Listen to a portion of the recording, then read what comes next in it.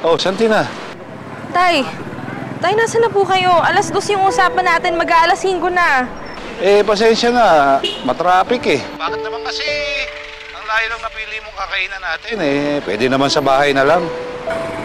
Basta po, Tay, dito ko na lang po i-explain sa inyo. Sige, punta na ako dyan, ha? Sige po.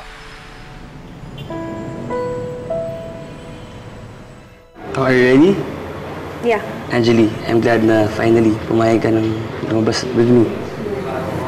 So, what do you wanna do? It's up to you.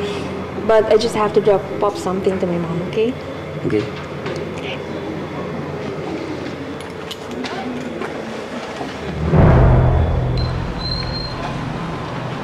Santina. Tay. Jonis? Tay, gusto ko lang naman po sanang makilala niyo yung boyfriend ko si Efraim. Mabait po siya, makakasundo niyo po siya. Pwede, anak. Tay! That's him. Angeli, are you okay? Tay, sige naman na po. Nakikiusap po ako. Nak, hindi pwede. Tay, bakit po? Hindi ko po kayo maintindihan. Ba't parang takot na takot po kayo na ipakilala ko sa inyo si Efraim? Katulad nung kay Tita Johnny, ganyan din po yung reaction ninyo. Tay, ano po problema? Hindi niyo po matatago ang nangyari habang buhay. Karapatan po ni Santi nalaman yung totoo.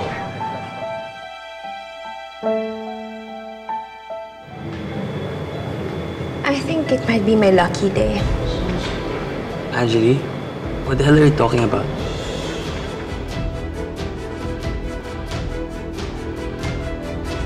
Santina, ano na lang ang sasabihin ng pamilya ng boyfriend mo? Na ex-convict ang tatay mo. Na wala akong trabaho at umaasa lang ako sa inyong dalawa ni Kiko. Mamalitin lang nila ako eh. Tay, galing din po sa hirap sila Efraim. Hindi po sila ganong klase ng tao, hindi po sila matapobre. At saka isa pa, nahuli lang naman po kayo dahil nahulihan kayo ng baril, di ba? Hindi naman po kayo nanggahasa o pumatay ng tao, di ba? Pero Santina, hindi pa ako handa. Haharap lang ako sa mga Esquivel kapag may trabaho na ako, pag may ipagmamalaki na ako sa kanila. Tsaka na, hindi pa ako handa. Pasensya na, anak. Tay!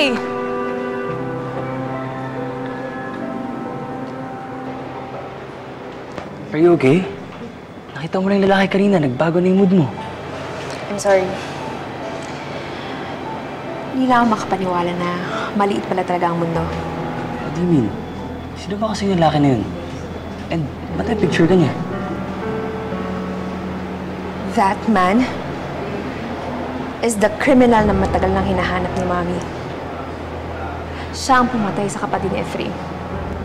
Gusto bang hanapin ko? No, Gusto mo wait. natin siya sa polis? No, wait, no. Baka makatakas pa yun. I need to find out something first. Oh. Okay ka lang? Ha? Ay, asan yung... Sa'yo tatay mo? Hindi raw siya makakapunta eh. Bigla raw sumama yung pakiramdam niya. Next time ka na lang daw niya i-meet. Ha? Ganun ba? Sayang naman. Excited pa naman ako makalala siya. Okay na ba siya? Wala. Gusto mo tubig? Hi, Efraim. Hi, Santina. This is Aiden. Hi guys, nice to meet you. Angeli, I'll just wait for your table, okay? Okay. Thank you. I'm sorry. Hindi ko alam na nandito kayo magkikita. If you guys want, pwede naman kami maghanap ng ibang restaurant ni Aidan. Wala naman problema kung nandito tayo pare-pareho eh. Hindi namin kayo guguluhin. Basta huwag niyo na kami guguluhin. Hindi naman ako manggugulo, Santina. As you can see, I'm trying to move on. Nakipag-date na ako kay Aidan para makalimutan ko na lang. Well, hindi ko na kayo istorbohin. Enjoy your afternoon. Santina, nakita ko may kausap ka kanina. Was he bothering you? Ate ko yun. Nagpaalam lang siya sa akin. I see. I'm really glad to know.